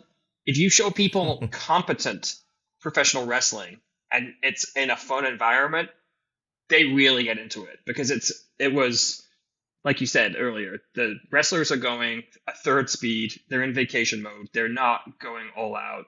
They're doing relatively simple wrestling, drop kicks, roll ups, strike exchanges, but without too much behind them. And everybody, like, when somebody did a splash, a basic splash off the top rope, like the place came unglued. It was really fun to be part of that. It was like really refreshing in a way where you're like, all right, I watch a lot of wrestling and I've seen a lot of things, and it's just like, you don't have to do some crazy, Japanese Ocean cyclone suplex or, a twisting tornillo to get like a wild reaction out of people. You can do a drop kick, you can do a splash. And it's just the pure, like, kind of, for lack of a better expression, naive joy to what was happening was like really great to be a part of. And I think you could almost see like the wrestlers were happy that what they were doing in a relatively slow and easy pace was, was working so successfully. No, it was, the exact same experience for me. So the reason why I wanted to go there in the first place, because it's not the first way from me. London is quite like, it's a whole different country. I have to get like a couple hours on a plane, right? Fly there. And yeah, it's like 2 hours. It's once you're on the plane, it's you're there pretty quickly. But so it was like the earlier in the year, like Arisa Nakajima announced her retirement, like out of nowhere. And I was like kind of like really taken aback by that. I mean, she had a bad injury and it looked like, it was coming. And I was like hella sad about that. I did see her live once, but like it wasn't a really special match, and I was like, it was kind of a weird show for me. But that's a different topic. Anyway, so after she had her last match, her retirement match, and I was like really sad about her retirement, they announced this match out of nowhere between like her and Sareee, and it was like that's my favorite matchup too, of like Nakajima. Pretty much is like her matches with Sareee. So I kind of like felt like I had to take this chance to see the very last Arisa Nakajima match in her life, most probably. I mean, you never know with wrestlers. Maybe she'll be back in a couple of years, but I believe she worked the Sukeban show a month ago. Oh, she's still doing Sukeban. Maybe they still have her contractually, because she said something about like that she basically forgot about her Sukeban contract when she announced her retirement, but she will do the dates, like something to that extent. I think she tweeted out at some point. I'm not 100% sure, but I'm pretty sure. Yeah. So maybe she's still doing her leftover Sukeban dates then. Yeah, But yeah, I just felt like I had to take the chance. I did like the math, how much it will cost me like to get a flight like in a month, and it was totally feasible for me at the time. I had the day off work anyway, or like that was one day before the weekend, I think. And I had a long weekend anyway at that point, and it kind of all like fell together. I wasn't really stoked to go, to be honest, because like I wasn't a big fan of the promotion itself. I saw some like promotional material that I really found quite like gross and wasn't a big fan of at all.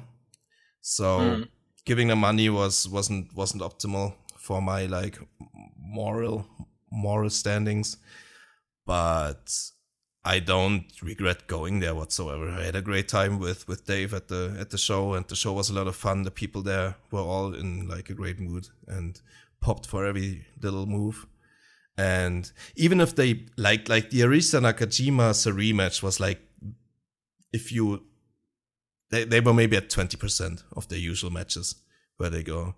I thought it was kind of fun match though, because the entire story of the match they told was about Sareee trying to hit the dropkick through the ropes, which is like usually just a move she does. But the entire match revolved around doing this move, and it ended up being the finish where she beat Arisa Nakajima with just this dropkick in the ropes.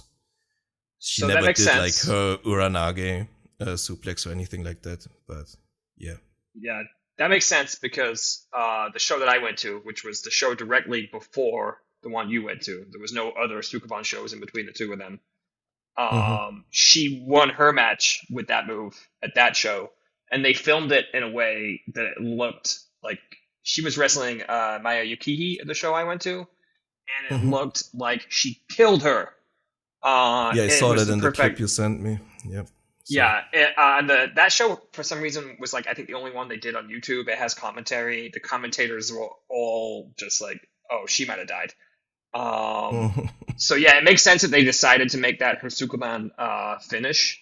And also, if Nakajima is hurt, I mean, she doesn't have to take the Uranage or the Yeah. whatever else. So yeah, that makes perfect sense. They did that. Sorry, I kind of interrupted your flow, but I had made a note about that myself to be like, oh, they made that.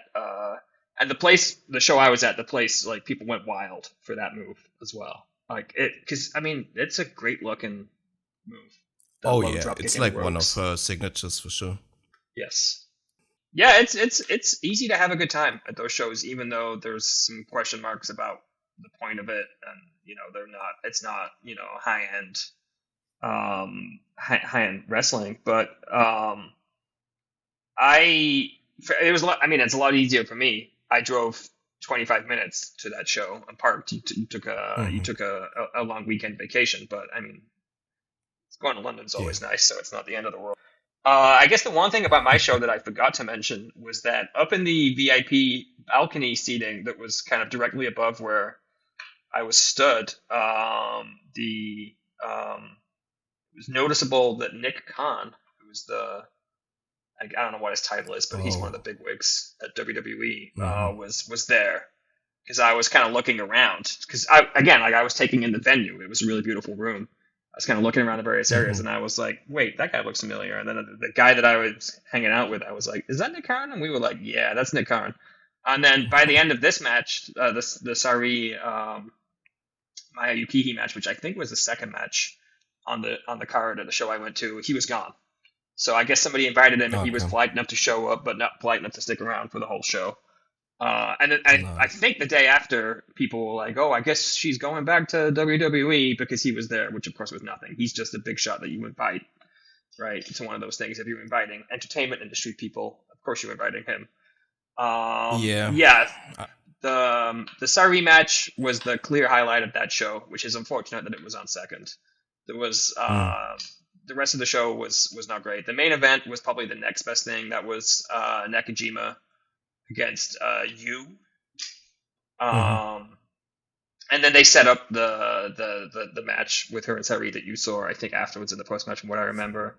But yes, Arisa Nakajima at the tail end of her career against Yu, not quite at the tail end of her career, but near to it, was not exactly the main event I thought I would see at that point, my first ever live Joshi show. But it was still a good time. Like we said, it was super easy to enjoy that show. And I said once when I went to Las Vegas this year for Mania Week shows that any day, I think I said in my piece that I wrote, any day you see Azumi wrestle is a good day. Any day you see Mhm. Sareee wrestle is a great day. Oh, So, for sure. mission accomplished on that front. But it's such a strange, little weird thing. And like I said, you're the only person I know that's beaten. That was why I thought it would be worth a little bit of time to talk about it. It's fascinating that our experiences were almost identical, even though they were a continent away from each other and an ocean away from each other. Yeah, I'm almost wondering if like the same people are traveling to these shows, or like if all their friends, they're just bringing all them with them wherever they go. I don't know, Yeah, and but it's it really sounds really similar. Yeah. they're really hitting, like because the places they've run shows, New York, Miami, LA, London, Berlin. It's like, yeah, if you're like a traveling Right. cool rich party person, those are places you want to go. Exactly. Yeah. It's kind of my takeaway from, or like my conclusion from that. That maybe it's all the same And it's pretty funny if you just, audience. Sukeban has its own cage match profile as a promotion, which is very silly because it's really more, you're not really a promotion. But the show I went to has a rating of 4.9. The show you went to doesn't have a rating because I guess it only streamed live on and wasn't available to watch afterwards or something. I don't know. So it is not a well Yeah, there reviewed were a show. couple. Wrestling fans do not like it. No, that's totally understandable too. I mean, if I was if I was showing someone like if I wanted to show someone how great Joshi wrestlers are, this would be the last piece of show I Absolutely. would ever show them, probably, because they're in complete vacation mode there. And also, another thing I wanted to mention about my show was, of course, that Bull Nakano was there, and she's like one of my goats. So seeing her live, like not wrestling, but like just seeing her live in person was a special thing for me too. So Yeah, uh, I think she's at yeah, all the shows. She's like their commissioner or something like that. she is. Yeah, Yeah, she's kind of like the GM or whatever. she comes out with the title before the Some title kayfabe, match. Yeah. right? Yeah, Hey, she's getting a payday. Good for her. yeah. And when are you ever gonna see her again? WrestleCon, maybe that Have would to be it. take these Yeah. chances. Yeah. Um, you also wanted to talk about Sareee a bit. Should we get into this, I think while we're or do here, you? right, and while it's such a hot Mm-hmm. topic at this point in time, right, because we are, 2/3, 3/4 of the way through the 5-star GP as of, the day we're Mm-hmm. recording, which is Sunday. There's a show later. And it's been so fascinating. It's been fascinating with her really for the last 2 years since she came back to Japan. The last couple months have Right. just been it's been so fascinating. And then because in the last issue of the Social Suplex newsletter, you covered you covered the opening night show, right? I covered some of the smaller shows for that, Mm-hmm. and we had both written about her and her reaction, both with the fans in the crowd and the fans online. So I thought because we had both wrote about it and because we kind of talked about it a little bit, like while we're here, why not just try and Mm-hmm. unpack what's going on with her a little bit, right? Because Right. she's been talking shit. There's no other way for me to put it. She has been out there in interviews talking shit, backstage comments talking shit, Twitter talking shit, Shoe Pro talking shit. Anywhere that she can go and talk shit about Stardom, about modern Joshi wrestlers, about Saya Kamatani, about Mayu Iwatani before Saya, but Mm-hmm. when she had the IWG title, she will talk shit about anybody she can, and at the same time, she's chasing the the Showa era Joshi, the 80s and the 90s. She Right. had Chigusa come out and Lioness Asuka come out after her last Sarieism show and give her team with Iroha their blessing, right? Mm-hmm. She has been tight with the Inoki family since before she went to America when he, took a photo with him before he passed. She went to his grave the day after she won the IWGP title. Like, she wants to be the past in an era in which people want to get away from the past, and it is pissing people off. Right. She wants to be the past. She also wants to be the best, and she wants to be the best alone. She will harbor no fellow. She's not interested in Mount Rushmore. She's interested in being the one person at the top. Right. Yeah, that's very true. So to me overall, like, the main thing to me is it's just incredible work for me. Like, just incredible heel work. She's just so full of shit, and she's just so easy to, like, I think she hits exactly the points that would antagonize her to, like, the stardom audience. And I think that's definitely, like, there's no doubt in my mind that she's doing all of that on purpose to just build her, like, character to be, like, the greatest heel in the company. This outsider who just, like, comes in and wrecks shit and talks shit and just riots people up. And I you're right, it's very fun to see, like, how the different reactions to it are. I think most people are coming around to it now, but, like, for a while there, people were literally like turning on her, thinking she was actually full of shit, and it's not just her being a great, like, heel character. And in general, it's like for me, she's clearly one of the best workers in the world in the ring. That's, like, no doubt for me. She's probably my number one personally right now, just in ring wrestling, and she's just building this incredible personality now as well. Like as a bonus, she just cements herself in my mind as well as, like, she wants to be the best, and maybe she is. I don't know. Yeah, I agree. It's fascinating to see someone just kind of get people worked up from what they're doing outside of the ring to fuel what they're then doing in the ring, right? In a way that you don't often see a lot. And I don't think she just wants to be the best person in Stardom. I think she wants to be the best person in every promotion. And I think I don't think the actual human being behind Sareee with an I, not Sareee with 3 E's, I don't think she thinks she's better than everybody else. But she sure as fuck wants you to think that she is, and she will say everything it takes to make you do that. And I think the giveaway for me right from the start was that the Inokiism, pandering, right? No sensible person in 2025 thinks Inokiism was a good idea. That's the giveaway, I think. But it's just, I'm so impressed with it, because it's like you said, she was already, in the conversation for one of the 305 best active working wrestlers in the world. Like, anybody that isn't subscribing to that is not paying enough attention. That was already locked in. Now she's adding all of this character stuff, and she's done the one thing that no one has really effectively been able to do in I don't know how long, which is to make Stardom crowds earnestly boo her. Now, not all of them. There's been a couple of these towns in the smaller shows where they have not. She's had to work at it. The most recent show, there was a lot of people cheering for her, but also at the same time, you're going out to some of the smaller towns, and the Kyoto where they one? don't go a lot.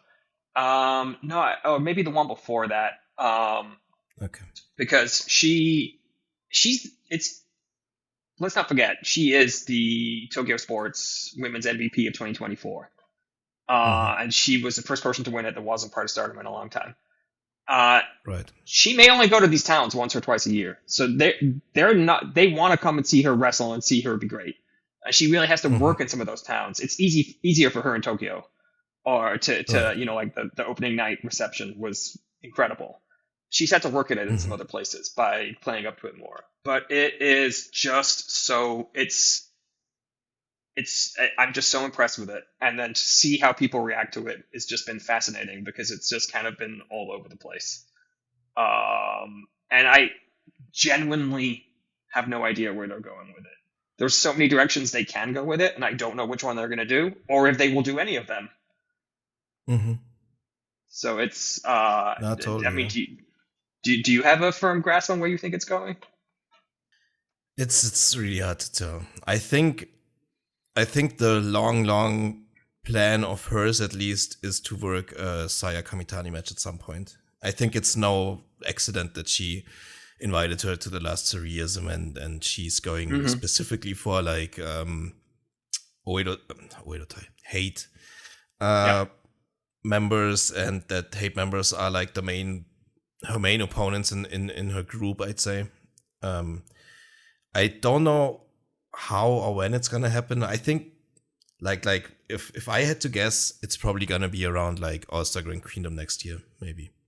And then maybe it's for both titles, maybe one of them loses the title before, and then it's just for which one is Mm-hmm. left. But it's gonna be a pretty big match whenever it happens. Pretty giant one. And So so I think it is a giant I think match. she's If working on that, that's ultimately. yeah,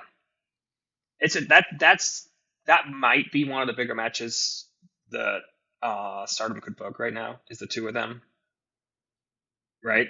I think Those are it's the two of biggest, honestly. those are two of the 3 or 4 biggest women stars in Japan right now. I will be generous and say that Mayu is still in that conversation, even though she is now in a smaller, lesser company. Mm-hmm. If they could book her, which they cannot, they could book her in giant matches that would draw. So like that still exists. Outside of Mayu, I don't think there's anybody else that is. And there's a lot of people in Stardom, mostly Taro Okada, have been talking about the Mm-hmm. Tokyo Dome. Do you think that's where they're going with this? It would be very ambitious. I kind of hope they don't, honestly, because I think I don't know if it wouldn't be like called a giant failure. I think they could put maybe like 8 to 10,000 in there, maybe if they book Yeah, the best card possible.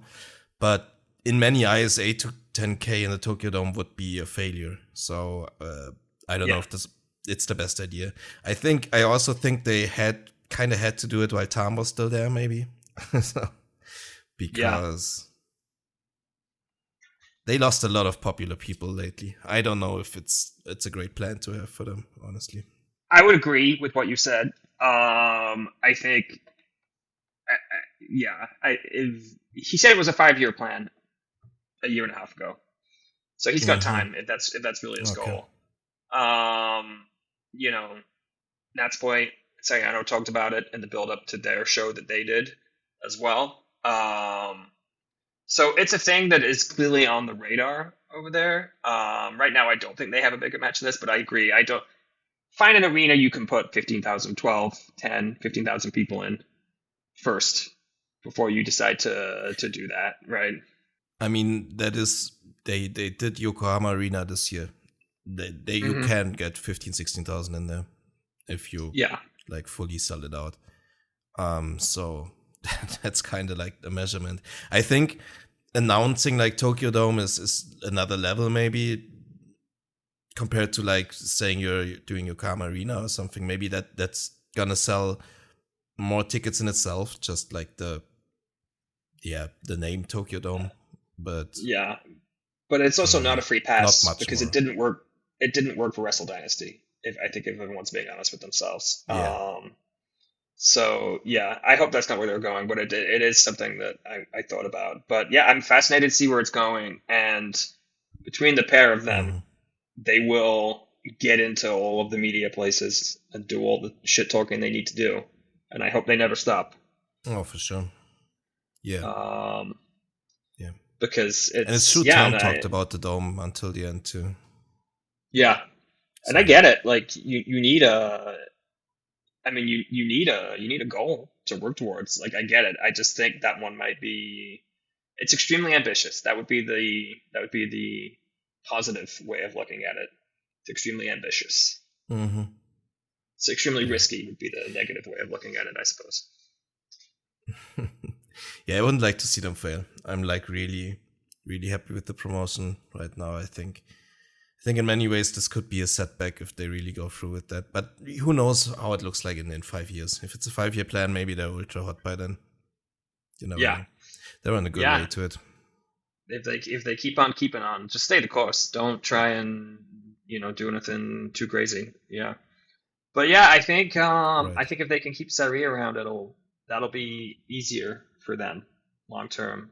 But we'll see if that's possible. And I guess to That's really put very a bow true. on this thing, chances are high. It seems to me, chances are high. When you and I are in, Ryogoko Kokugigan on December 29th, that we will see her wrestle there. Yeah, for sure. I hope so. I kind of assume though at this point. Yeah, I mean, maybe she not has against the Saya, but against somebody. maybe not. Do you think we're gonna see Natsuko in the main event? Well, I'm trying to manifest that. As that's for my personal fandom. Me That's too. I'm writing that down in my journals. I'm using my crystals. I'm casting my spells. I'm trying to manifest that. I don't do any of those things, but I that is personally for me would be a highlight to see that happen. But I know that just based on my experience last year, that I will take whatever they're willing to offer me because it will be an excellent show, and everyone will show up and do their hardest to make it a great show. Because how could they not? Absolutely, totally agree. All right, so uh, did you get everything off your chest you wanted to say about Suri? I did. I just really wanted to, talk about last year around this time. I wrote a piece that was on Voices of Wrestling. I mean, it's still there. It is on Voices of Wrestling. That was last year. That was aimed around Mm-hmm. the FSM 50 voters to get her on their radar and to talk about what other awards she might win. So in some ways, this was just an audio follow up on that because all the things I said then, you can read it, still apply. She's had another year of great matches. She's added this character work. I think, I, I'm so happy that she is doing everything that she's doing because I think it's been really another part of the revitalization of, of what's going on with Joshi wrestling. Because people, if you talk to people that are, clued into a lot of things, you and I mean that genuinely, people who are clued in, your takeaway might be that the overall scene in Japan is not healthy because of where New Japan Mm-hmm. is at, and maybe all Japan's not having a Right. great year. But the scene I actually think is really healthy underneath the surface of New Japan. And I Mm-hmm. think like she's been a key part of that across multiple women's companies, if not all of them, in the 2 years that she's been back. Not just her thing. She had that run in Marigold, helped establish them. She has this run, in Stardom now. She did the seed lending shows. She's been working Senjo, all kinds of other indies I probably can't name, right? She's been working, Marvelous too, right? So, Sure. Yeah. she's kind of the key freelancer in the whole scene. And the Yeah. fact that she's able to get so much media attention really helps, what's that expression? A rising tide lifts all boats. Mm-hmm. I think her overall influence is maybe a little underplayed, or maybe I'm biased because I'm a huge fan. That's true. I think it's I think you're right, first of all.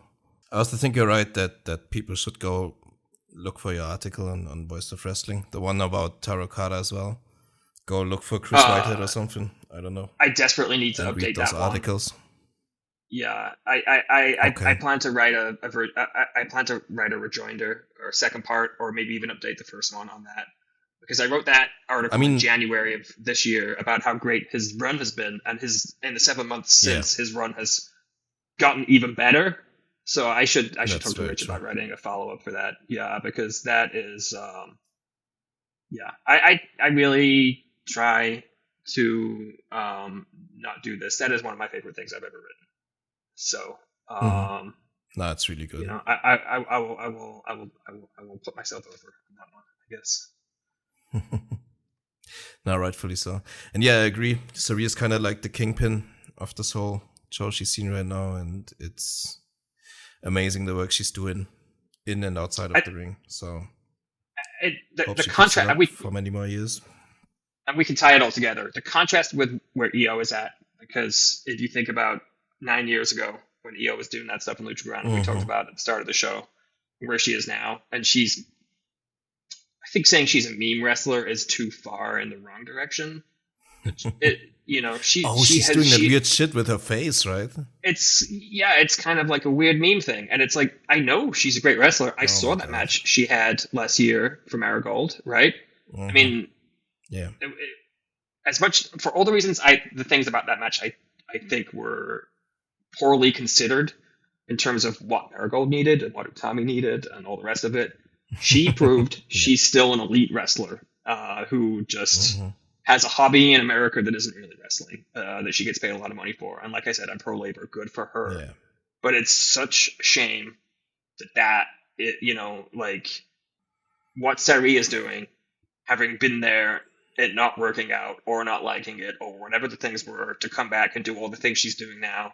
If only there were other people kind of at that, you know, level, bouncing around. Because it's like great that Stardom has all these stars, but like if we could get a couple of other big time people, you know, like it.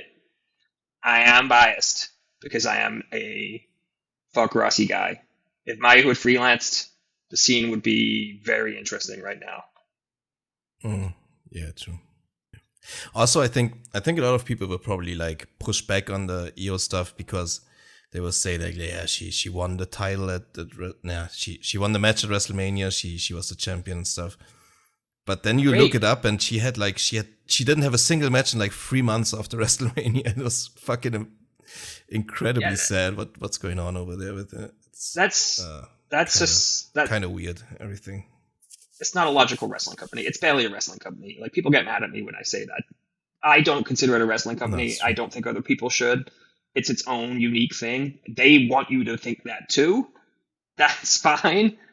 You shouldn't judge them on the same merits and logic as other things. Like I said, I'm pro labor. I'm glad it's working out for her. I'm glad she found a home in the United States. Like, I just can only consider the alternatives, how that would personally bring me more joy. Absolutely. Yeah. All right. That was a nice bow on everything. We talked longer than I thought we would. Oh my God. Me it's too. late now. Yeah, sorry. Don't worry about it. I don't have to work for like 3 weeks now. I don't worry about the clock at all.